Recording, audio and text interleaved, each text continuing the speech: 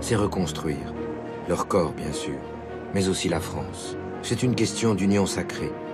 Sinon, pourquoi tous ces sacrifices?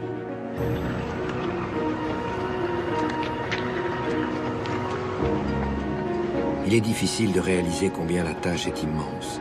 Il faut ramasser les cadavres, enlever des kilomètres de barbelés, désamorcer les milliers d'obus qui menacent d'exploser.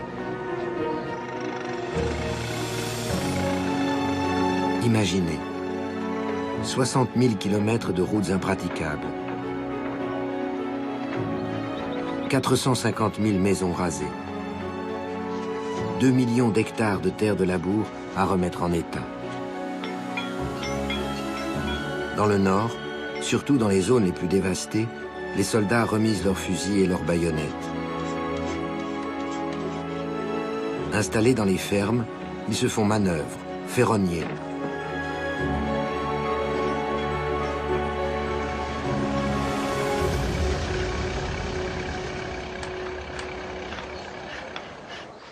Ils sont partout, les poilus. Les troupes anglaises, canadiennes et américaines à leur côté.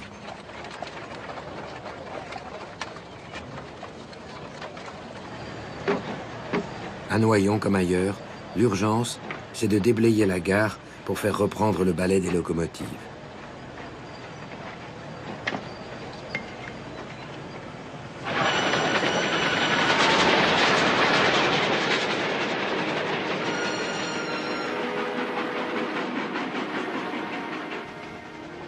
À partir de mars 1919, les 400 000 Français qui avaient dû fuir les combats sont de retour dans leur foyer.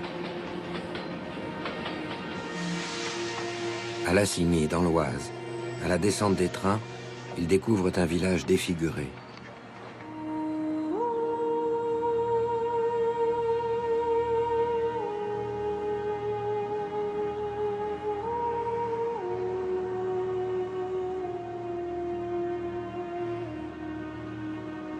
Il ne reste plus rien de leur passé. 40 femmes et enfants s'installent dans des baraques de fortune. Isolés, ils tentent d'y survivre. Dans ces cabanes en bois, dans ces gourbies, creusées à même la roche.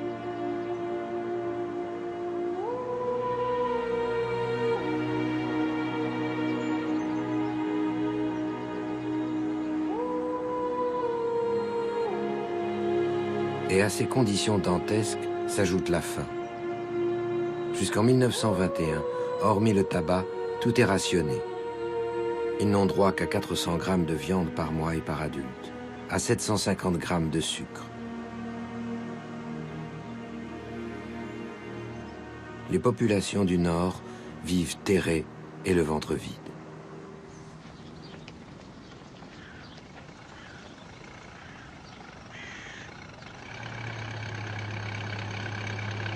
Bouleversée par ces destins tragiques, une Américaine décide alors de s'installer à leur côté. Anne Morgan a 40 ans quand elle découvre Blérancourt dans l'Aisne.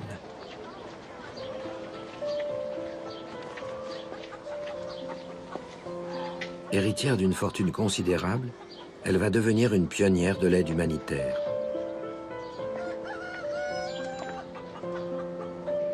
Avec 350 bénévoles américaines, Anne Morgan met en place l'une des plus importantes organisations qui viennent en aide à ces populations isolées.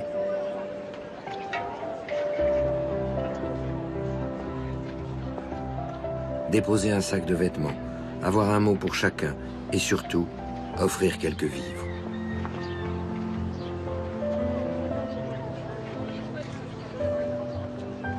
En juin 1919, dans une lettre à sa mère, Anne Morgan écrit « Cette semaine, nous sommes allés dans un village à côté de Soissons pour l'arrivée d'une cargaison de 800 poulets, de vaches et de lapins.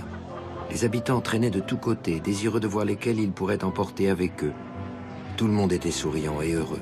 Ils n'avaient que le mot « Amérique » à la bouche.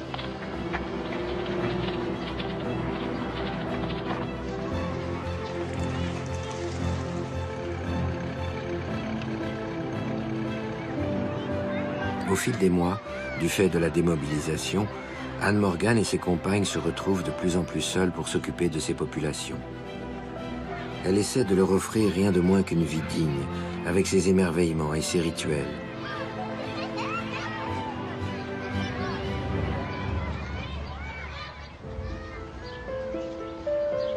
Alors, pour effacer les traumatismes de la guerre, on remet sur pied des dispensaires, des bibliothèques, des écoles. Cette génération ne doit pas être celle du malheur. Ils sont l'espoir des années 20. Ceux qui doivent faire renaître la France de ses cendres.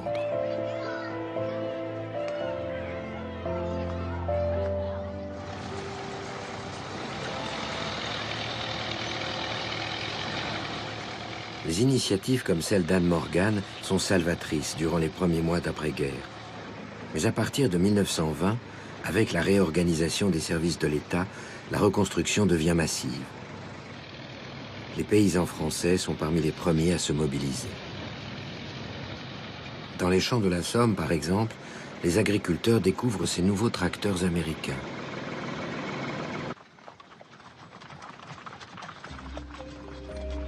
Installé dans la région de Soissons, le jeune Louis Duquesnay se souvient de ces paysans qui portaient pour seul vêtement leurs anciens uniformes. Il dit « À la bravoure des soldats a succédé la ténacité des cultivateurs venus reprendre possession du sol. On les appelait entre nous les habitants du désert. »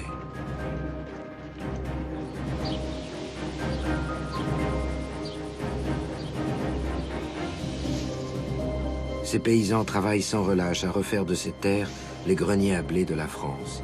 Et à l'été, même dans les zones les plus dévastées, les moissons sont riches. Les champs retrouvent le blond des épis de blé.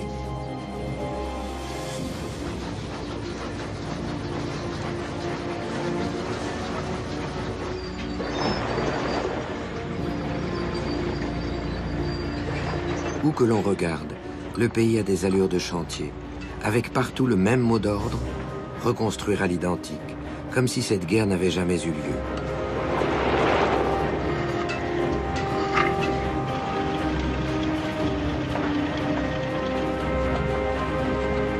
« 260 000 maisons vont être financées par l'État pour les veuves, les mutilés et autres anciens combattants. Un chantier colossal qui va durer toute la décennie. »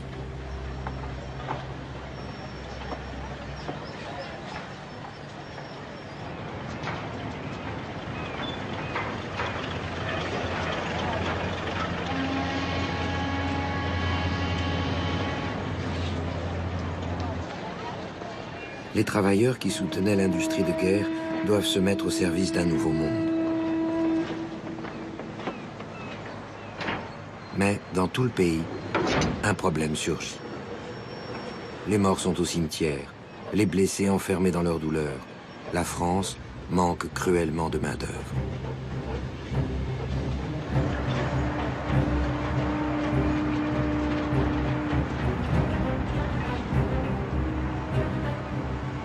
Ils ne sont plus assez de bras sur les docks à Bordeaux, plus assez de travail dans les cimenteries de la vallée de la Seine. Il n'y a plus assez de labeur dans l'industrie chimique de la vallée du Rhône. Le gouvernement se résout alors à ouvrir grand les frontières. L'immigration de masse sera-t-elle notre planche de salut? À Marseille, au port de la Joliette, des centaines d'Italiens descendent des paquebots quotidiennement. Ils offrent, comme d'autres immigrés, leur force à la France. Mais à peine ont-ils touché le sol que naissent racisme et inégalité. Car le ministère du Travail les classe selon une hiérarchie nationale et raciale. En haut de la liste, les Italiens, une main-d'œuvre dite docile et régulière, suivent les Espagnols, jugés très bons mais nomades, puis les Portugais, les Grecs, les Marocains, les Kabyles et tant d'autres. En dernier, les Chinois et les Malgaches estimés médiocres et peu disciplinés.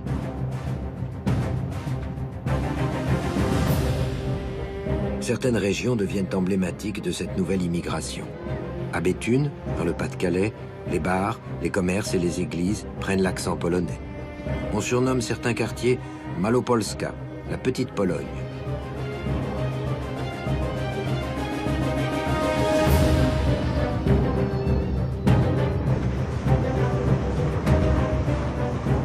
Ils sont tous ici pour la même raison.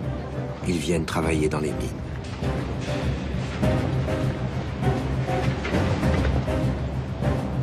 Chez eux, ils étaient paysans et cultivaient la terre. Désormais, ils vont s'enfoncer dans ces profondeurs et y creuser des galeries. Ce sont eux, les Polonais, qui partent à l'assaut des houillères, du charbon, des tunnels. Beaucoup vont chercher à fuir ces boyaux souterrains et leurs conditions de vie atroces. Sans succès. Ces immigrés ne sont accueillis que dans la mesure où ils permettent de produire cette houille, indispensable à l'économie française qui se reconstruit.